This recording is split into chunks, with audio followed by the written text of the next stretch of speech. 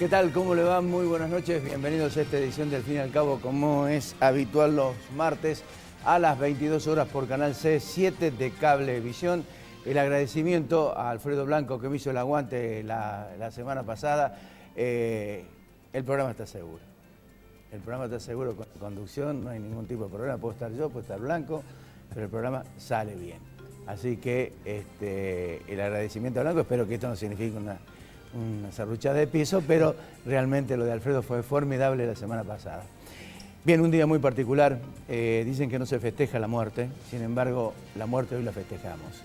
Ha muerto el genocida, la lacra humana que vivía en Córdoba, que destruyó un montón de familias, se murió ocultando la cantidad de niños que habían secuestrado, nietos que no se van a poder recuperar. Los genocidas merecen eso, merecen, no sé si existe el infierno, pero merecen al menos ser considerados en ese lugar.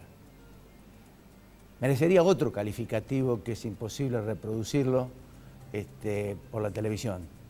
Se murió un HDP y está bien muerto, está muy bien muerto. Por lo menos que pague con su muerte, con sus huesos, los que no podemos descubrir de los que él enterró impunemente, amparado por la justicia en muchos casos. Vamos a hablar de economía. ¿Qué tan grave es la situación económica del país? ¿Qué tan graves son los números? Alfredo Blanco, como es habitual, los va a analizar detenidamente. Vamos a hablar del lavado de dinero. Un tema que da la impresión que en Córdoba no ha pegado mucho, pero el lavado de dinero acá en Córdoba. Es decir, otro episodio más de la impunidad con que se mueve la política amparada por la justicia cordobesa. Van a estar con nosotros dos de los denunciantes: Juan Pablo Quintero, legislador del Frente Cívico; Liliana Montero, legisladora de Córdoba Podemos. Estos temas hay que tratarlos, hay que ponerlos en evidencia, porque en esto está su plata, su dinero y el agravante de que la política sigue protegida por la justicia en nuestra provincia. Y después, naturalmente, el debate de actualidad, el aborto, la despenalización del aborto. Van a estar tres voces calificadas: Cecilia Marchant, diputada de Parla Sur; Adrián Vitale, ex sacerdote; y Aurelio García Elorrio, legislador provincial, que ha tenido mucho protagonismo con el Portal de Belén. Auspicios: cuando regresemos analizamos cuánto de gravedad hay en los números o en la economía en el país y cuánto hay de cierto con los números que están dando vueltas. Ya volvemos con Alfredo Blanco. Auspician Al Fin y al Cabo. Consejo Profesional de Ciencias Económicas. Fonobús. Lo que buscas en cada viaje. Bancor. Subico, un gremio fuerte. Conducción Gustavo Pedroca. Defensoría del Pueblo de la Provincia de Córdoba. Estudio Jurídico del Dr. Carlos Nagy, abogado penalista. Universidad Tecnológica Nacional, Facultad Regional Córdoba. Cotreco, Córdoba Limpia, Limpia Cotreco. Fabicur, ICSA. Marco Aurelio Sosa. Urbantex Aberturas, tecnología de alta calidad. Cooperativa Horizonte, los pies sobre la tierra. Inversia S.A. Mediterránea de Inversiones. CIAFA, Sistema Informático de Fármacos Antineoplásico. Instituto San Agustín S.R.L. IMIX, Droguería Oncológica. Municipalidad de Córdoba, La Muni. Colector, Instituto Ulton, Diagnóstico y Tratamiento Ambulatorio. SADOP OSDOP, Sindicato de Docentes Privados. Centro Integral Robles, Centro de Tratamiento de Diagnóstico Cardiológico. Novar, calidad y tecnología para su vista. La Anastasia, calidad y buen gusto. Pueblo Santo, Restobar de Sabores y Música. Doctora Elvia Guzmán, especialista en Derecho Previsional. Reina Ada Peluquería. Colegio de Farmacéuticos Córdoba. Banco Nación. Pila Inversiones.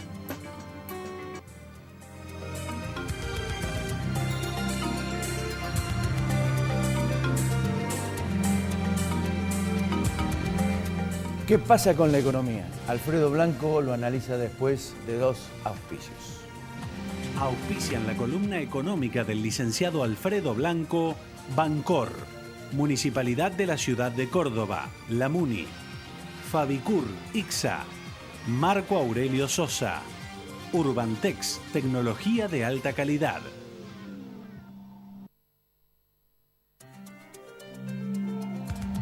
Bueno, Alfredo, ¿cómo estamos? ¿Cómo estamos, Ricardo? Bien. Nuevamente, gracias. No, por favor.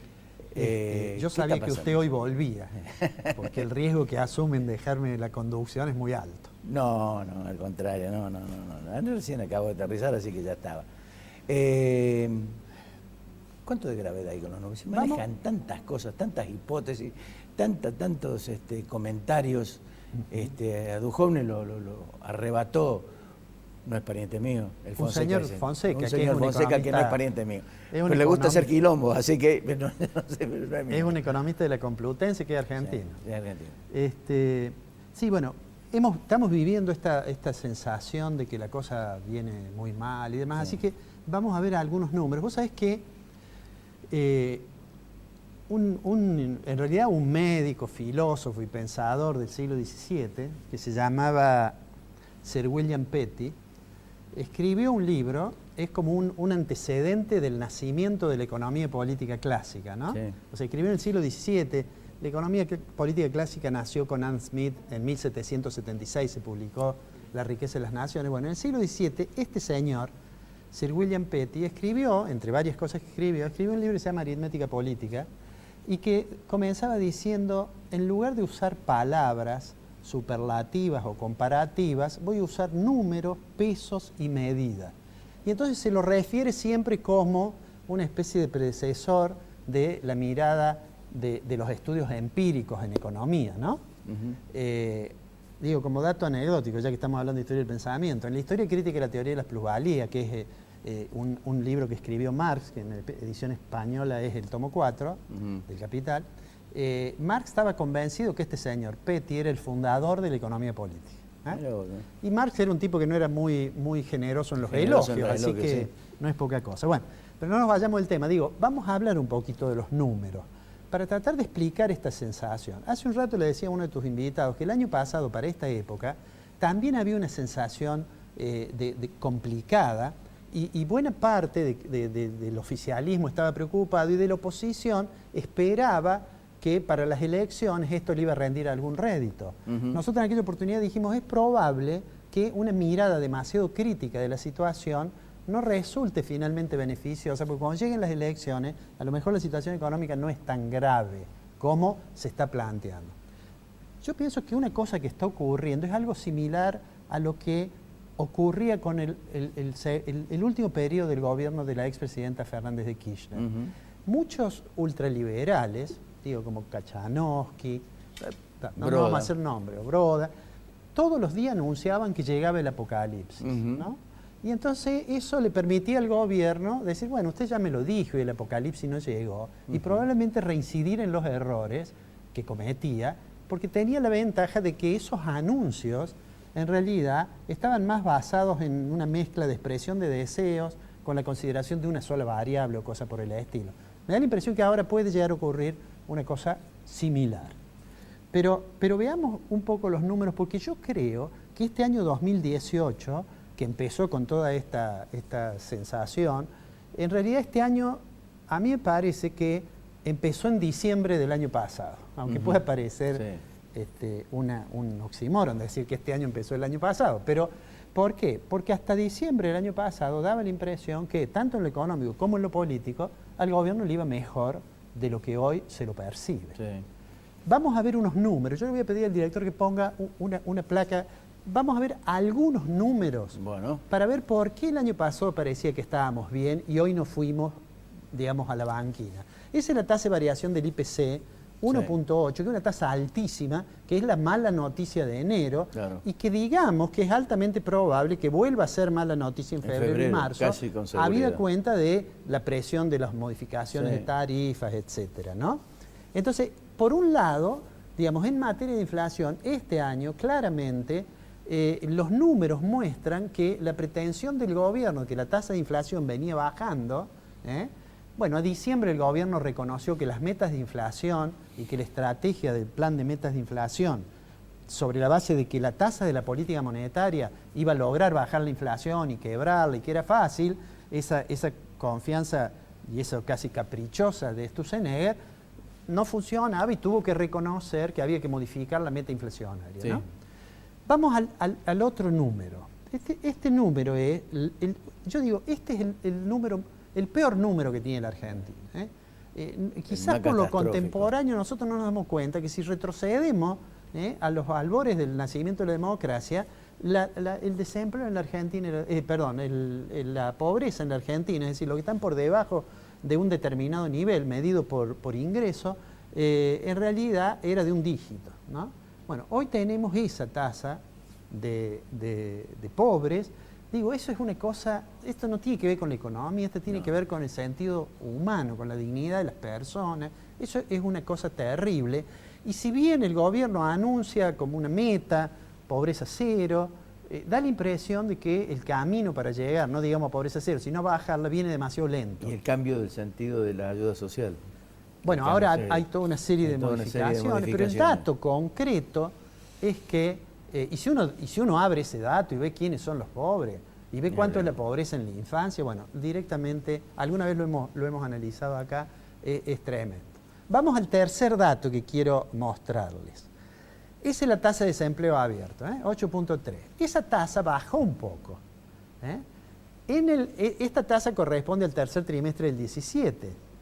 En el primer trimestre del 17, buena parte de la oposición anunciaba un aluvión de despidos, etcétera, etcétera, y decía, ya van a ver lo que va a hacer el desempleo, y en realidad el desempleo no aumentó, antes bien bajó un poquito, con la aclaración de que esa reducción también tiene que ver con el cambio, yo creo que en aquel momento lo explicamos, en la tasa de participación, es decir, en los que efectivamente compiten. A ver, hubo un crecimiento en el empleo privado que no se registraba en los últimos 4 años que medimos.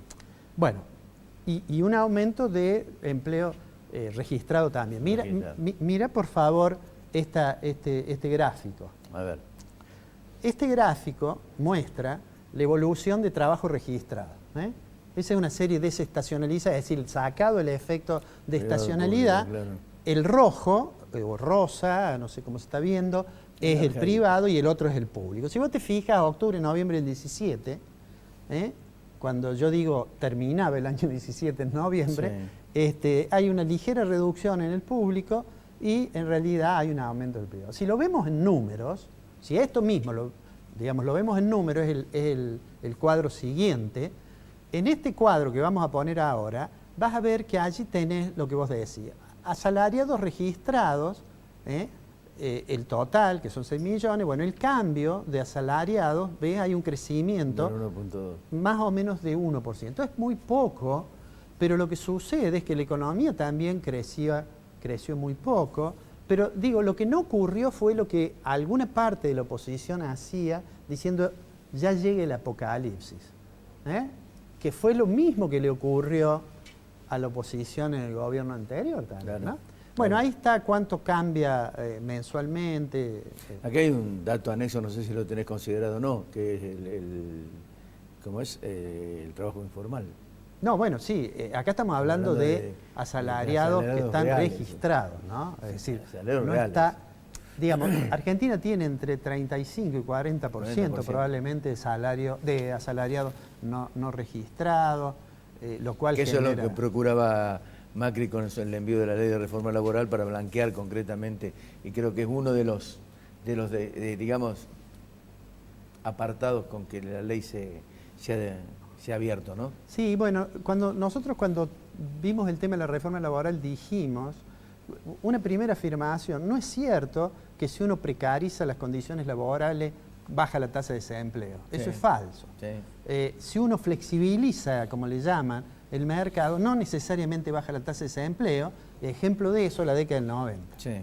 El gobierno justicialista del presidente Menem hizo grandes cambios en el mercado de trabajo, pero en realidad la tasa de desempleo abierta subió hasta casi el 27-28%. ¿Por qué? Porque junto con eso hubo una expulsión muy fuerte de asalariados del sector público por el proceso de privatizaciones, ¿no? Sí. Bueno, pero, ¿por qué, digamos, estos números que dan la sensación de que no era una situación en realidad tan complicada, tiene su reflejo en lo que pasa con los indicadores de la economía, de la actividad industrial y de la actividad económica, del Producto Bruto, que vamos a ver ahora un gráfico, vamos a ver un número, que es el crecimiento que tuvo, de nuevo, noviembre, 3.5, el EMI, que es el estimador mensual de la actividad industrial. Y en el siguiente está el estimador de la actividad económica, que creció, de nuevo, noviembre, creció 0,4%. Es decir, creció poco la economía. Claro, pero aquí yo me hago eco de lo que has dicho en varias oportunidades. El crecimiento es dispar. Es muy heterogéneo. Es muy heterogéneo, es muy dispar. Es bastante lento, sí, porque además tenemos una tasa de interés muy alta, tremenda, y entonces eso demora las posibilidades de que la economía se reactive. Pero además, hasta acá no hemos hablado de lo que todo el mundo habla, que es el dólar. Sí. En otros programas lo hemos hecho. De 20 y bueno, pico. hay un indicador que debería el gobierno preocuparle, yo supongo que lo deben estar mirando, que es el resultado del balance de comercio.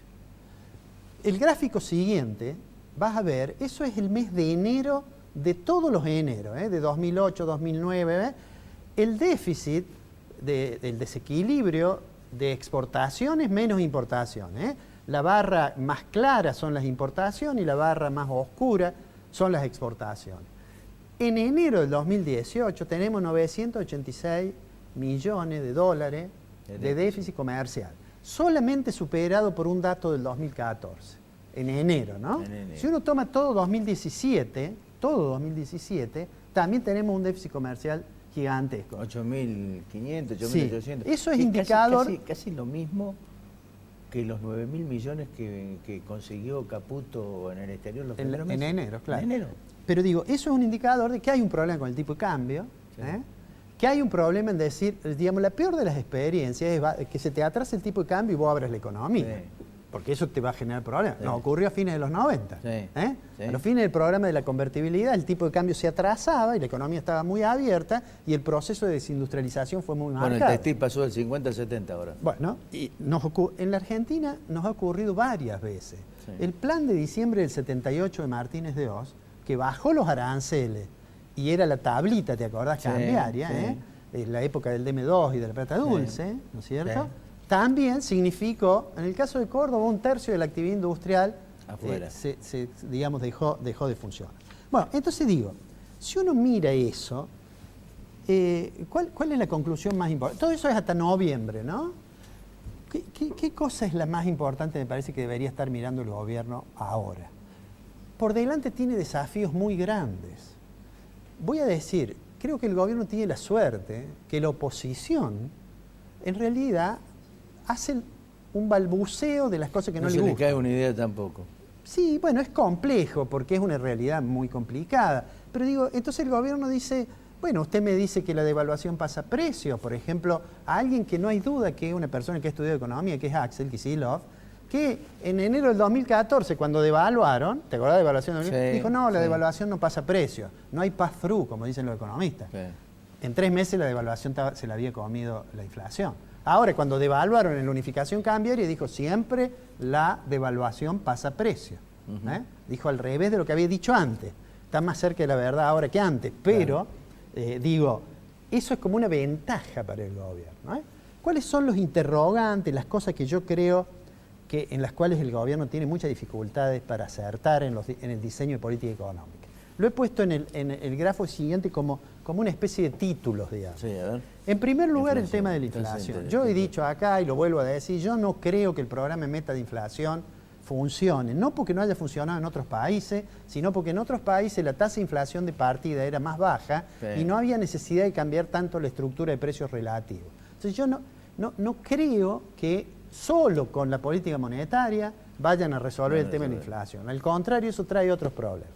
Trae los problemas de que eso exige tasas de interés muy altas y eso va en contra de las posibilidades de inversión productiva y a favor de las posibilidades de negocios financieros. Por otra parte, en la medida en que el gobierno tiene una estrategia de endeudamiento para el déficit fiscal, tiene el problema de atraso cambiario. Todos sabemos que si el tipo de cambio se atrasa, algún día se recupera. Y el día que se recupera tenemos una crisis cambiaria. Bueno, lo de la situación fiscal que te decía, creo que además el contexto internacional es complicado, es bastante complicado. Sí. ¿Por qué? Porque nosotros tomamos dinero en el mercado de capitales y la tasa de interés probablemente con el nuevo presidente de la Reserva Federal en los Estados Unidos sigue subiendo. Y en tercer lugar, lo del clima político, digo yo, porque el gobierno da la impresión que hace caso omiso de determinadas situaciones que tienen un costo político alto. No pueden tener una gran cantidad de funcionarios hablando de la necesidad de la inversión productiva mientras tienen su cartera colocada en el exterior. Eso es una cosa que no genera... Tráfico de influencias, lo hemos hablado más de una vez. Y entre esas cosas, creo que además no lo puse allí porque lo hablamos en otro programa, la política energética del señor Aranguren está equivocada. Total y absolutamente. Pero bueno, lo vamos a ir viendo durante este año, Fonseca, si usted no se me va de nuevo. Alfredo, muchas gracias. Nos vemos la semana que viene. Cuando regresemos hablamos del lavado de dinero en Córdoba. ¿Que no había? Sí, hay. 2 legisladores lo denunciaron. Ya volvemos.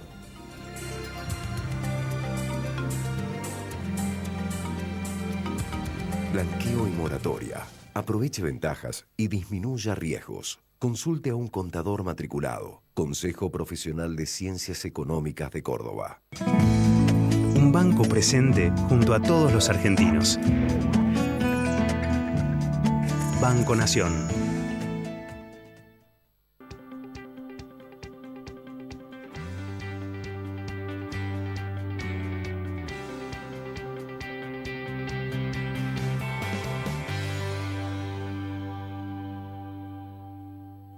A la 1, a las 2, a las 3 y a las 4. Ahora con la cordobesa más linda, 3-4 cuotas. Sin interés en BEA, Cordies y Disco. ¿Quién es la única que te lo puede dar? Mi tarjeta cordobesa.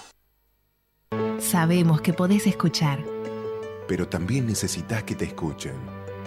Sabemos que tu tarea no termina en el aula. Por eso nuestra lucha continúa. Sabemos que podés sola. Pero juntos podemos más. SADOP, en defensa de los derechos de los docentes privados. Subico, un gremio fuerte. Conducción Gustavo Pedroca. Estudio jurídico del doctor Carlos Nagy, abogado penalista. Mario de Cara, defensor del pueblo de la provincia de Córdoba. Defendemos tus derechos. Llama gratis 0800-777-0337. Universidad Tecnológica Nacional, Facultad Regional Córdoba. Más de 60 años comprometidos con la ingeniería. La calidad, nuestra pasión. La satisfacción del cliente, nuestra obsesión. En Fabicur Ixa hacemos la vida más segura. www.fabicur.com.ar. Hola, soy Cotrequito. Quiero darte unos consejos. No arrojes residuos en la calle. Usa los cestos papeleros. No tires residuos en terrenos baldíos. Y los días feriados no saques la basura. Recordá que mantener esta ciudad limpia depende de todos. Ciudad limpia, ciudad mejor. Cotreco, higiene urbana. www.cotreco.com. Centro Tomografía Computada Córdoba Sociedad Anónima. Instituto Ulton, líder en diagnóstico por imágenes. Primer instituto de cirugía ambulatoria mínimamente invasiva del interior del país. Avenida Vélez Arfiel 562, Córdoba, Argentina. Teléfono 0351 426 7700.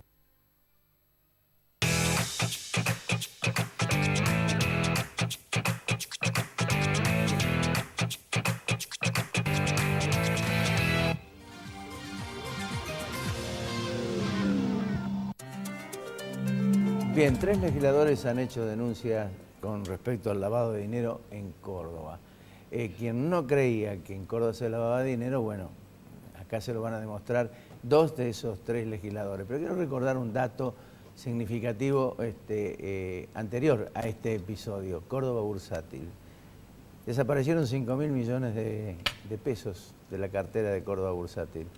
Se vendieron por migajas. ¿Quién fue la casa de cambios que lo vendió? Cohen Sociedad Anónima, vinculada o estaría vinculada, vamos a hablar en potencial, a Horacio Miró. Horacio Miró es un gran personaje conocido en Córdoba de hace mucho tiempo por organizar el sistema financiero más corrupto que habría existido en la provincia de Córdoba. Están con nosotros Juan Pablo Quinteros, legislador del Frente Cívico, Liliana Montero, legisladora de Córdoba Podemos. Muchas gracias por venir. No, gracias por la invitación. Hola Ricardo, muchas gracias. ¿No existía el lavado de dinero en Córdoba? Bueno, aparentemente hay muchas cosas que no existían y empieza a quedar evidenciado que esta cuestión de corrupción que se vio en todo el mundo, en Córdoba no fue la excepción. Nosotros sostenemos desde la primera licitación de los gasoductos troncales, la del año 2009, que ahí se había pagado una coima, y no lo decíamos solamente nosotros. Ustedes, siendo legisladores, estaban en el recinto cuando apareció la famosa lista de Alberto Youssef, un arrepentido, que nombraba 750 coimas y hacía referencia en 4 oportunidades a una coima pagada en Córdoba por los gasoductos troncales por 36 millones de dólares. Después, por supuesto, eso había que, eso era un rompecabezas. Nosotros empezamos a armar un rompecabezas sin siquiera saber cuál era la figura final en la que íbamos a terminar, pero teníamos un montón de piezas que había que ir encajando. Y nos termina encajando esta historia cuando advertimos que en el año 2011, previo a esta segunda licitación, que fue esta segunda licitación del 2015 que gana Odebrecht, claro, es fruto absolutamente de la coima pagada en la primera, claro, que quedó sin efecto porque el gobierno nacional le termina quitando los hablas de la provincia de Córdoba y no se puede hacer. Pero aquella primera licitación, que tenía 3 actores principales, que era una UTE constituida por Andrade Gutiérrez, por IEXA y por Brito Sociedad Anónima, empresa de la persona que usted acaba de nombrar, que es Horacio Miró. Cuando nosotros advertimos que en el 2011 hubo movimientos financieros de intercambio de acciones de empresas en las que verdaderamente no habían salido a la luz, y vemos quiénes son las personas con nombre y apellido que están vinculadas, entonces vemos cómo en el año 2011 y pocos meses antes de que Britos abandonara la UTE, hay una transferencia de acciones de una empresa de IEXA, precisamente la otra integrante de la UTE, que le transfiere el 40% de esta empresa a GEDISA de 2 personas de apellido Álvarez, testaferros y socios en múltiples negocios con Horacio Miró, quienes pasan a integrar esta empresa que se llama Madero Urbana, que tienen un emprendimiento muy importante en el dique 1 de Puerto Madero, quienes pasan a integrar como directores de esa empresa 2 nombres propios: Walter Poplaski, lugarteniente de Horacio Miró, exactamente, lugarteniente de Horacio Miró, vinculación absoluta con el del azotismo, y Ramiro Sosa Navarro. ¿Quién es Ramiro Sosa Navarro? El hijo de Ricardo Sosa, que en ese momento era secretario general de la gobernación de Juan Schiaretti y actualmente fue primero ministro de Inversión y Financiamiento y ahora es ministro de Obra Pública y Financiamiento. ¿Sabes por qué estoy seguro de que están han pegado duro y han pegado donde más duele? Porque los medios de comunicación esto no le han llevado al apunte. Bueno, nosotros es la primera vez, hemos sido parte conjunta en muchas denuncias, ¿no?, en relación a la corrupción. La primera es decir que la corrupción ha atravesado tanto nacionalmente como provincialmente. Cuando uno mira los nombres se repiten. Sí, o sea, si hablamos de IEXA es Mauricio Macri; si hablamos de electroingeniería es el gobierno de Córdoba; Miró es de la Sota. Digo, la verdad que la corrupción ha atravesado a todas las estructuras. Nosotros estamos seguros que es la primera vez, por lo menos esa es la percepción que tenemos y que hemos compartido tanto con Aurelio como con Juan Pablo, de que nosotros logramos cerrar de algún modo este círculo de sabíamos que había corrupción, nos costó mucho con el Camino al Cuadrado, nos costó mucho con la terminal, encontrar la ruta por la cual este dinero había sido blanqueado, ¿no? Entonces la primera vez y por eso es también la primera vez que sentimos la fuerza de la denuncia y también el cerco mediático, digamos, que se monta a partir de esto. Cuando los otros días presentamos la denuncia a la UIF, estábamos con la convicción de que le estamos dando, no trajimos ahora, el rompecabezas por el cual se blanquearon estos 32, 36 millones de dólares que fue la coima que habría pagado Odebrecht, Andrade Gutiérrez, OAS, el nombre que le querramos poner porque en realidad eran uno solo.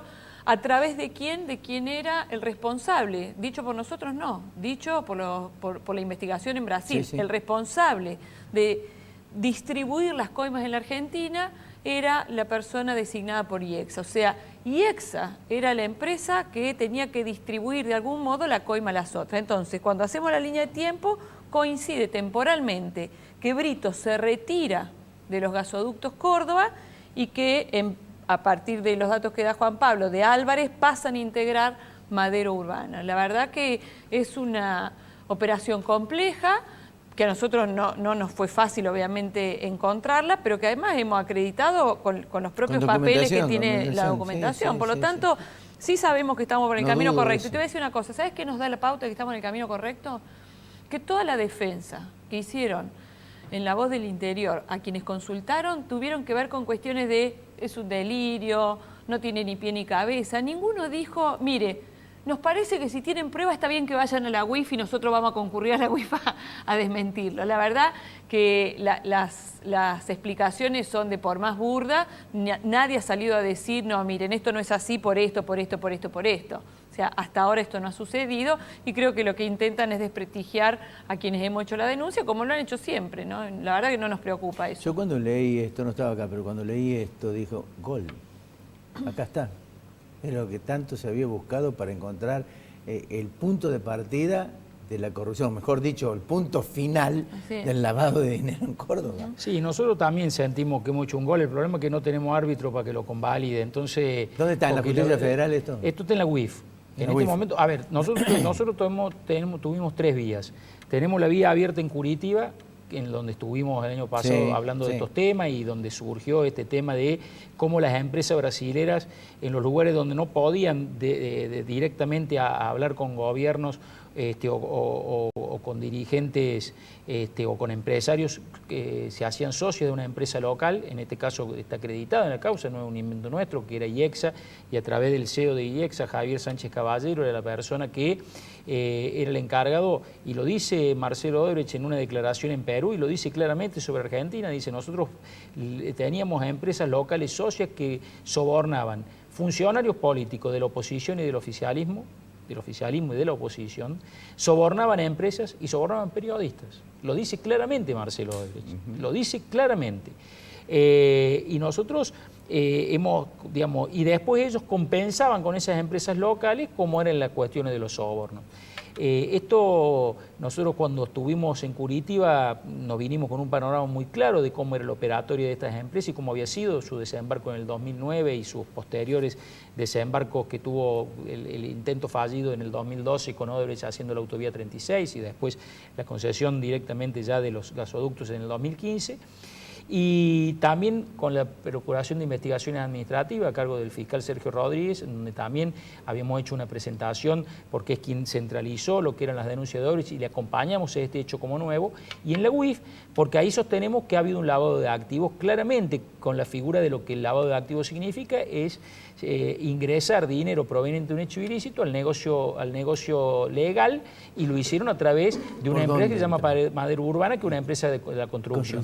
Que es donde... es clavado, bueno, es de manual. Es el manual. Es el manual. En lo personal tuve oportunidad de participar precisamente después de presentar esta denuncia en la UIF, en una charla que da la vicepresidenta de la UIF, y en ese contexto ella refiere de que el lavado de activos en Argentina, por el lugar en donde mayor se expresa o se ha logrado, es a partir de la construcción. Sí, totalmente. O sea que para nosotros es como una... Porque fíjate vos esta empresa Madero Urbano había sido dicho por los propios empresarios que había costado una inversión de 180 millones de dólares. ¿Está claro? Y ellos venden, este es el tema, y ellos venden el 40% de las acciones, es decir, invirtieron 180 millones de dólares y venden el 40% en 11 millones de dólares.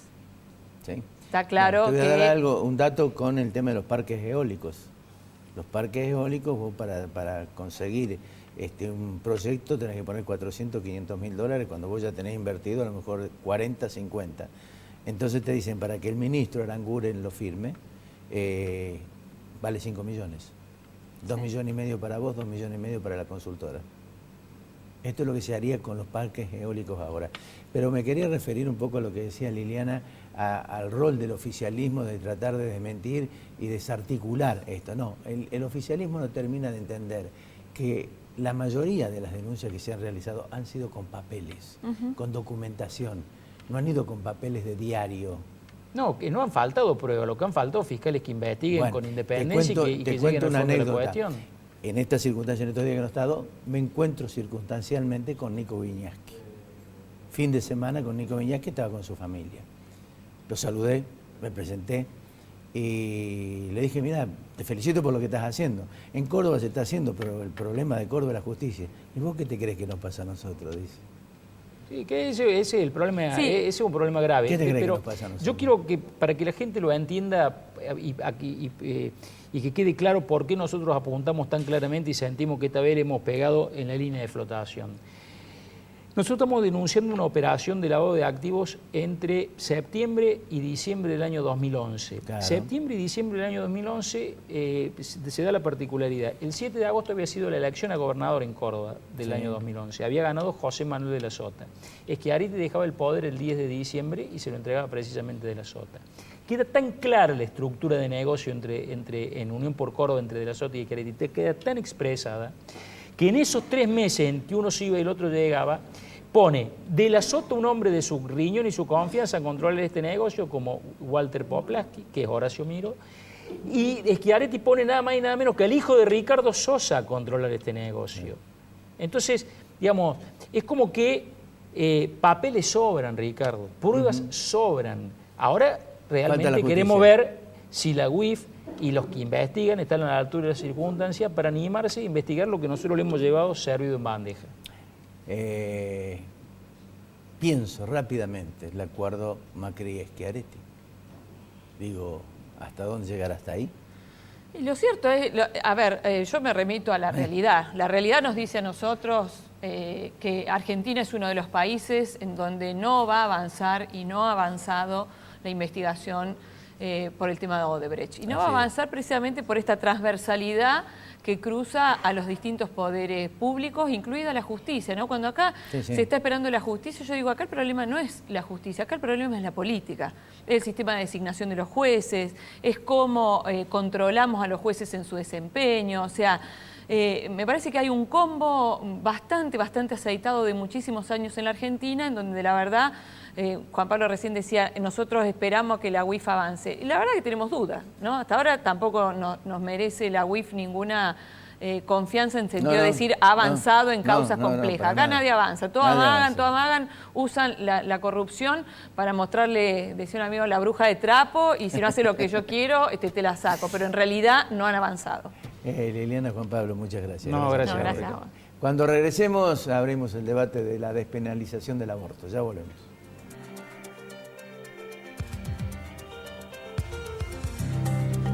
Marco Aurelio Sosa, 58 años liderando en caños de acero.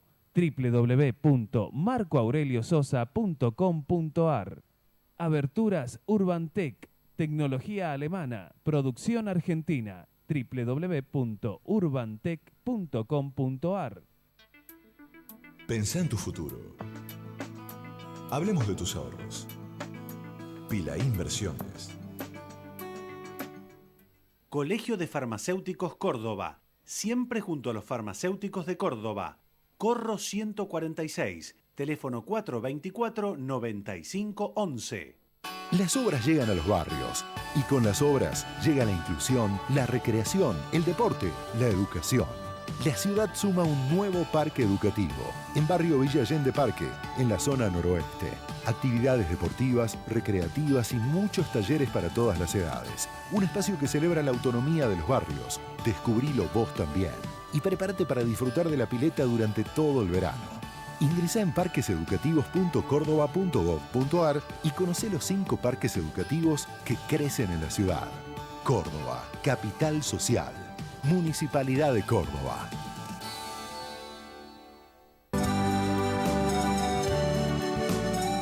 Cooperativa Horizonte, 34 años de trayectoria y más de 10.000 viviendas entregadas a sus asociados. Usted ingresa sin requisitos, porque sabemos que no todos poseen determinado grupo familiar, ni un trabajo en blanco, y menos de una suma inicial para entregar. A la vivienda propia se llega seguro. Decidite. Horizonte, los pies sobre la tierra. Inversia Mediterránea de Inversiones, SRL. CIAFA, Sistema Informático de Fármacos Antineoplásico. Instituto San Agustín, SRL. Pensá en tu futuro. Hablemos de tus ahorros. Pila Inversiones. IMIX, Droguería Oncológica. Colector, junto a Rentas, trabajando por el futuro de los cordobeses. OSDOP, la obra social del docente privado. Más de 40 estudiantes de la Diplomatura en Diseño y Gestión de Emprendimientos en Turismo Rural recibieron sus diplomas luego de finalizar la propuesta de formación impulsada por el Defensor del Pueblo, Mario de Cara, y la Facultad de Ciencias Agropecuarias de la Universidad Nacional de Córdoba. Esta diplomatura se suma a las de Desarrollo Sustentable y Energías Renovables organizadas por la institución junto a distintas universidades. Mario de Cara, Defensor del Pueblo de la provincia de Córdoba.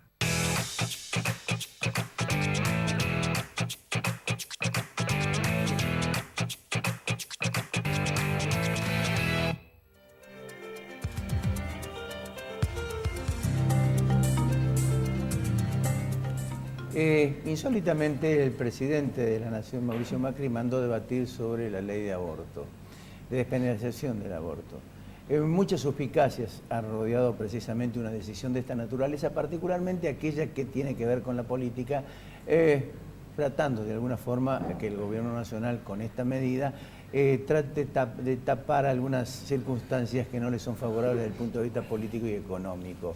Quiero aclarar que esto viene de mucho tiempo a esta parte, con muchas organizaciones luchando a favor y en contra de este tema, pero también hay un dato significativo. Quienes hoy impulsan o tratan de impulsar, que no son los que auténticamente por convicción están discutiendo la despenalización del aborto, son los que se negaron anteriormente, porque el kirchnerismo de esto no lo quiso tratar. Y hay otros que ven, y también lo vamos a dialogar aquí, una provocación al Papa.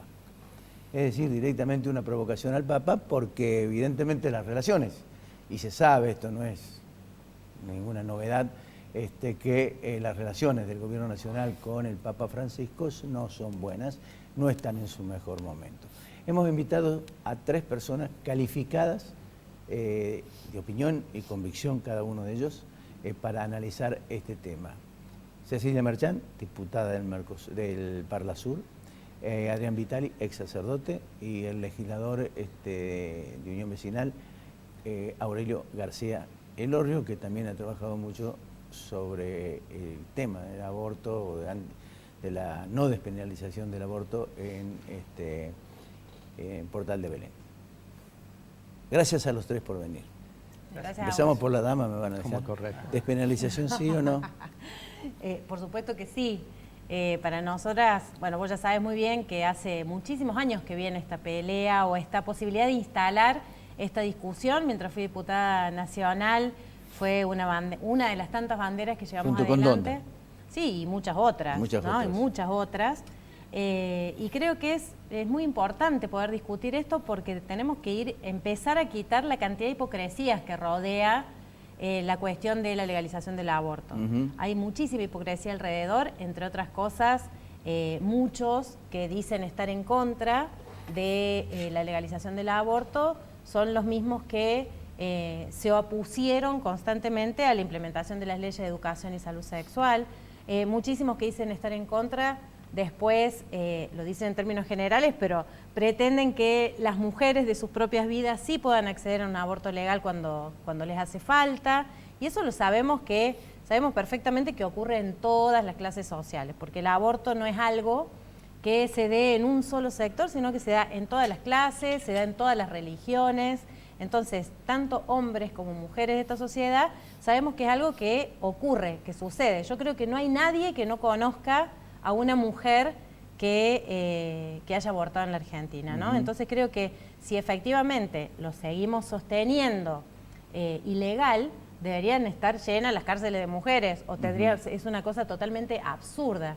Si la penalización hubiera reducido la cantidad de abortos, tiene sentido la penalidad.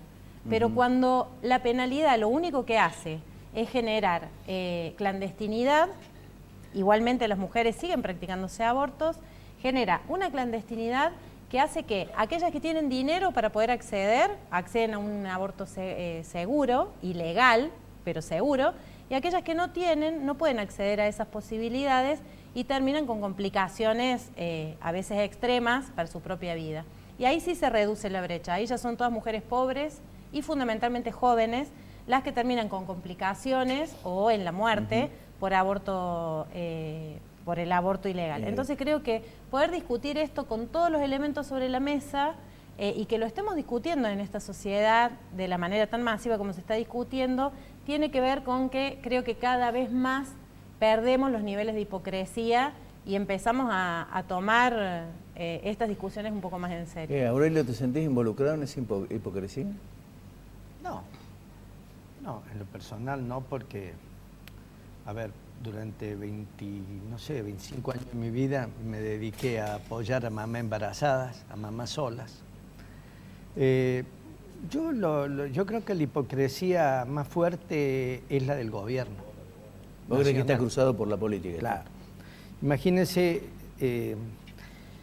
hay dos cosas que ensucian el debate para mí, desde mi punto de vista. Primero, la proliferación de encuestas falsas. No es que sean erróneas, son decididamente falsas, de todo tipo, de todo tipo, encuestas de... Si los números de aborto que dice que hay en la Argentina fueran esos, estarían abortando, no nuestras abuelas, nuestras bisabuelas estarían abortando. No sé si estaríamos viendo chicas muertas a la vuelta de cada costado. O sea, es una cosa, pero bueno, en todas partes del mundo se ha legalizado el aborto, primero empujando cifras. Y la segunda hipocresía es la que ha pasado con Cambiemos. ¿Por qué? Yo fui candidato, vos sabés bien, en la última elección. No había poder de Dios de hacerles hablar de este tema. Llamaban a los debates. Yo iba como primer candidato a diputado nacional por el partido nuestro. Le preguntaban así a boca de jarra, no, mire cómo está el cielo, la nube. Nadie. De eso era la izquierda. La izquierda, el chico Carro de los CAC también lo decía. Yo decía, bueno, pero curiosamente, los CAC que se opusieron a un debate de esa naturaleza, impulsado por la misma Cristina que estaba de guerra. Y nosotros decíamos, nosotros le decíamos lo que nosotros pensábamos. Pero ese era el momento para que la sociedad argentina dijera, quiero poner en el Congreso a porque me gusta esto, quiero poner en Córdoba se chorearon 1 millón de votos, Cambiemos. Mira, lo digo, la pensé en la frase, no lo robaron, se chorearon, porque no le dijeron a los cordobeses nada de este tema. ¿Me entendés, Ricardo? Y ahora, el primer problema que tienen, no pasó 2 meses las elecciones, el primer problema que tienen, que no les sale nada bien, no encuentran nada mejor. Por eso hablo de la especulación política. No, son unos irresponsables. Son unos irresponsables. Y termino con esto. Deberían, si les interesaría el tema realmente en serio, deberían facilitar al debate las cifras. Porque el gobierno sabe cuáles son las cifras. Está cerca, por ejemplo, yo sé la cifra del gobierno de Córdoba. El gobierno nacional tiene la suya. Entonces, por eso no me gusta cómo está urdido el debate. Creo que lo han hecho de esta forma. Y con esto dejo la palabra a los dos. Mira, tiremos el tema del aborto sobre la sociedad argentina y lo vamos a tener 1 año discutiendo esto. ¿Está claro? Sí, claro. Después totalmente. Arreglaremos las cosas y no lo vamos a aprobar. Una cosa así. Pero no se dan cuenta que esto no es así. Cuando vos a la sociedad la llevás a un determinado lugar, empiezan a empoderarse un montón de factores que son de otra índole. Entonces, de nuevo, los traiciona así, no, bueno, pero si paramos esto, perderíamos más votos. No sé si me entienden. Claro. Entonces, termina siendo un desastre. Adrián, yo dentro de las especulaciones hablaba del tema de una confrontación con el Papa. Aguirre ha salido a marcar cancha muy, muy fuertemente con respecto a este tema. El Papa sabemos que es antiabortista a muerte. ¿Es una provocación? Yo creo que sí, en la línea de la especulación política, no están bien las cosas. Hablo porque esto me da la impresión que está cruzado por la política, totalmente cruzado por la política. El que no lo vea es porque no quiere verlo. Sinceramente creo que la ley no va a salir, porque no hay intención de que salga. Creo que la única intención que hay en este debate era confrontar, buscar un enemigo y confrontar. Un enemigo nuevo. Un enemigo nuevo. Roma, de manera tiene mucho más experiencia en diplomacia que nosotros, no contestó nada. Nada. El único que salió Aguirre, que sabemos de sus posiciones, digamos, extremistas, digamos, o fundamentales y todo lo que sea. Pero digo, Roma no salió a contestar nada. Entonces, si uno ve, el debate ha quedado ahí medio en la nebulosa, ya no sabe qué ministro tiene posición o no tiene posición, pero me parece que esa fue la intención. No hay una intención de debate, la única intención es la de generar este conflicto con Roma. Y lo otro es esto, poner la ley de aborto en el país del Papa es una provocación, digamos, más allá de los derechos o no, es otra cuestión. Significativo también político. El Papa no mordió el anzuelo. No entró en el juego. El Papa no entró en el juego. Por eso quedaron sin reacción y tuvieron que salir algunos ministros. Acá se esperaba que Aguirre... Claro, pero a mí me parece, yo estoy muy de acuerdo con esto de que obviamente Macri no solamente ganó votos, no hablando de aborto, sino que ganó votos diciendo que no iba a tocar ninguno de los derechos que después tocó. Sí. Ganó votos diciendo que íbamos a estar mejor y estamos peor. O sea que ganó votos mintiendo. O sea que eso está clarísimo para mí. En eso estoy de acuerdo. Incluso en que está tomando el tema de la legalización del aborto para que sea una cortina de humo en un montón de sentidos. Igualmente creo, y en eso creo que estamos de acuerdo con García del Orrio, en que cuando se desata un debate, que no se desata por Macri, se desata porque hay una movilización enorme en esta sociedad, fundamentalmente de mujeres, que empieza a instalar los ejes de debate necesarios, los temas pendientes, y que lo logra. Entonces, se va a tomar ese tema, lo toma Macri, obviamente sin ningún interés propio, pero me parece que es muy importante lo que nosotras debemos generar en este tiempo, que es justamente poner estos elementos sobre la mesa. Mira, y que es político, tan política la legalización del aborto como cualquier otro tema. Y quería apuntárselo a Adrián y a los tres, pero particularmente a Adrián porque está vinculado específicamente a tareas sociales. Generalmente, o se dice que los abortos se dan en los sectores más precarizados. No, se dan en toda la sociedad. En toda la sociedad, pero generalmente más en los sectores precarizados. No es verdad. O sea, no es verdad que se dan los abortos, no. Bueno, me parece que es importante tal vez son las estadísticas que No, pero Ricardo, dice. Discúlpame, sí. Me parece importante aclarar. Los abortos se dan en toda la sociedad, no se dan solo en las más pobres. Está bien. En las más pobres las consecuencias son más graves. Por eso, como que está bien, creo que es importante aclarar. Está bien, acláralo, está bien. Pero digo, si el gobierno no resuelve la pobreza, no, por supuesto. Puede resolver esto. Bueno, pero es el huevo la gallina eterna. Me parece claro, esto me parece muy cínico por parte de Cambiemos. Ricardo, ¿sabes? Otra de las cuestiones que yo voy intento poner en debate. No podemos seguir debatiendo el paradigma de la pobreza o resolver la pobreza con método del siglo XIX. Todos seguimos planteando el tema de comedores comunitarios, el tema de ropero, el tema de ropa. Ese ya no es el problema de la pobreza. El problema hoy de la pobreza es el tema del acceso a la tierra, la gente no tiene casa. La mayoría de las chicas que quedan embarazadas en nuestros barrios humildes y periféricos, todas viven hacinadas. Todas viven en una pieza, duermen 10, 12. O sea, ¿qué planificación podemos tener de la vida, de la familia, de la economía? Imposible. Imposible. Nuestros pobres viven en un éxodo permanente y un exilio permanente en su periferia porque no pueden pagar el alquiler, que lo van sacando, se van al otro lugar, se van a la casa del padre. O sea, no se puede planificar nada. O sea, si no resolvemos esto, no podemos resolver ninguno de los otros problemas. Lo que pasa es que no hay... Perdón un minuto. Recordar cosas básicas.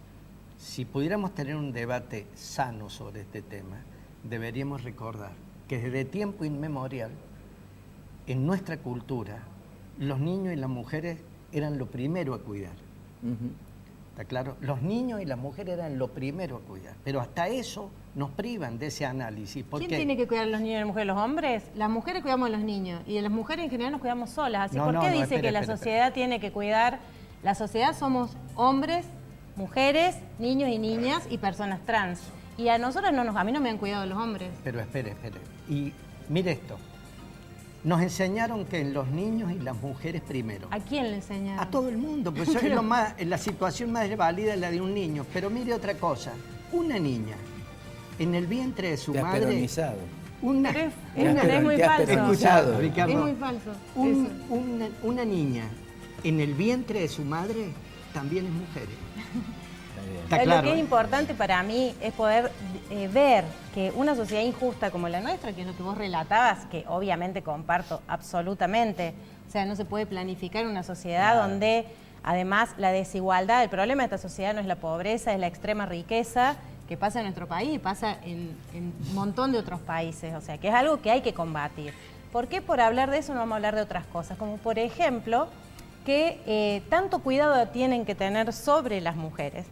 Entonces piensen que nuestro cuerpo vale un montón y que cuando las mujeres decidimos avanzar en un embarazo o decidimos terminar un embarazo, lo hacemos con nuestro propio cuerpo. Cuando los hombres, que deberían cuidarnos según no sé quién, en realidad abortan con 3 palabras, yo no fui. O sea, no ponen el cuerpo y eso también hay que decirlo, pasa también en todos los sectores sociales. Y me parece importante también otra cosa, te digo Ricardo, muy importante de este tiempo, que cuando se eleva en la discusión con el tema del aborto y ocupa el terreno de lo político, como dijiste vos hace un ratito, son todos varones hablando del tema. Me parece que es muy importante empezar a reflexionar por qué esto ocurre en un tiempo como este. Yo quería decir que por ahí discutimos sobre la vida de otros y, por ejemplo, en el tema de las mujeres pobres, y esto es más instintivo, el embarazo no es un problema, ¿no? Están las dos versiones, digamos, las dos posibilidades. En las ricas pero, a veces no, es un en problema. la rica sí, si una adolescente queda embarazada en la rica hay un problema. Sí, en las pobres también. Las pobres, no, en las pobres, sí, también es un problema, después tienen que sacarlo del niño. Bueno, pero no es una tragedia griega de ocultamiento, no es una vergüenza en la vida. No. Bueno, no es una vergüenza en la vida de los pobres, digo, el tema del embarazo o no. El tema es cuando uno decide estas alternativas de interrumpir, es el riesgo. La vez pasada nosotros estábamos con 2 chicas, que las 2 eran de clase baja, las 2 embarazadas, una había abortado y la otra no. Entonces le pregunté, ¿por qué no abortaste? ¿Por qué vos abortaste y por qué vos no? Yo ni en pedo, dice, porque te dejan cosas adentro y después te podés morir. Mirá, ¿no? Qué desinformación. Y la otra dice, no, mi mamá me llevó a la enfermera del barrio que te pone una pastillita en la vagina, te dan otra que sale 2.500 pesos, vos te acostás a la noche y después eliminas el feto. O sea, digo, las dos versiones, pero digo, el embarazo en la vida de los más humildes, de las humildes, bueno, no es una problemática. Y a mí me parece importante lo que acaba de decir, porque tanto una niña joven o adolescente como la otra es respetable. Está bien. Aurelio, ¿algo para agregar? Sí, lo último, lo que Macri no entendió, este país necesita encuentro. Si este país no se encuentra, nos vamos. No te voy a decir a dónde nos vamos, pero nos vamos. Más que nunca hace falta unidad y encuentro. Y elige como tema de cortina de humo el mayor desencuentro posible que hay en una sociedad. Puede haber un mayor desencuentro que entre una madre que le hagamos creer que solucione su problema destruyendo la vida que lleva en su seno. O sea, no puede terminar acá este programa. Puede haber un desencuentro mayor en este país que eso, estamos todos locos. El desencuentro mayor es realmente no tener en cuenta que las mujeres podemos decidir sobre nuestro propio cuerpo y es algo que ya se está discutiendo en el conjunto de la sociedad y los elementos están a la vista. Bien, gracias a los 3 por venir. Gracias. También el tiempo, si no me eche el director. Fue todo. Nos vemos la semana que viene. Que tengan muy buenas noches. Viva Perón. Bienvenidos, va a ser la primera palabra que vas a escuchar cuando llegues a Villa Carlos Paz. Estamos muy cerca de tu casa. Vení este fin de semana, te lo mereces. Vas a ser bienvenido. Si te hablan de créditos, no des más vueltas. Crédito inmobiliario GNI. Vení y sorprendete. En 24 horas, sin requisitos, sin comisiones y sin vueltas. Obtené tu crédito hoy, como solo GNI puede hacerlo.